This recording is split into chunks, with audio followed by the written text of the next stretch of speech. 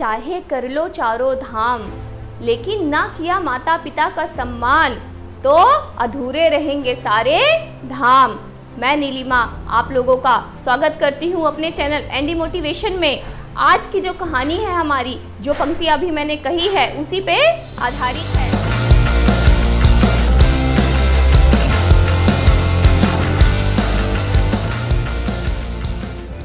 एक छोटे से शहर में एक बच्चा और उसकी माँ रहते थे।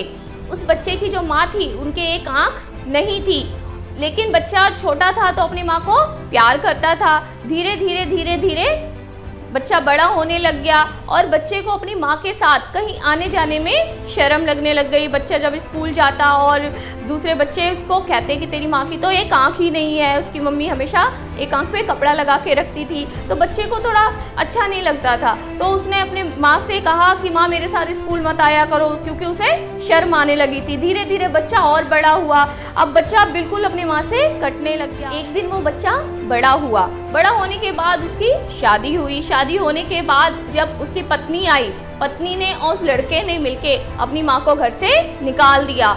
माँ चली गई। कुछ समय के बाद उस लड़के का जन्मदिन था और वो उसकी जो माँ थी वो एक लेटर और फूल लेके आके उसके दरवाजे पे रख के चली गई। जब दरवाजा खोला बच्चे ने, जब लड़के ने दरवाजा खोला तो देखा कि वहाँ पर कुछ फूल और एक खत रखा हुआ है। उसे उठाया और देखने लगा कि किसका खत है।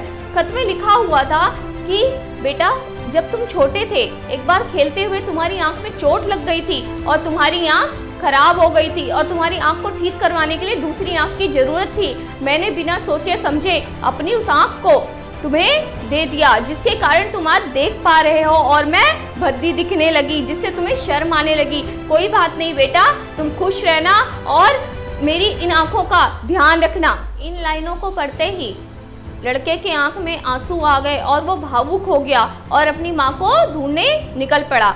और उसने अपनी माँ को पाया, लेकिन वो मर चुकी थी उस समय।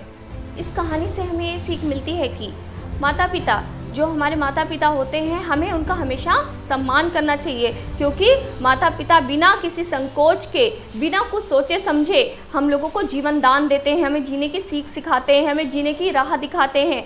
तो हमें हमेशा अपने माता पिता को सबसे ऊपर रखना चाहिए।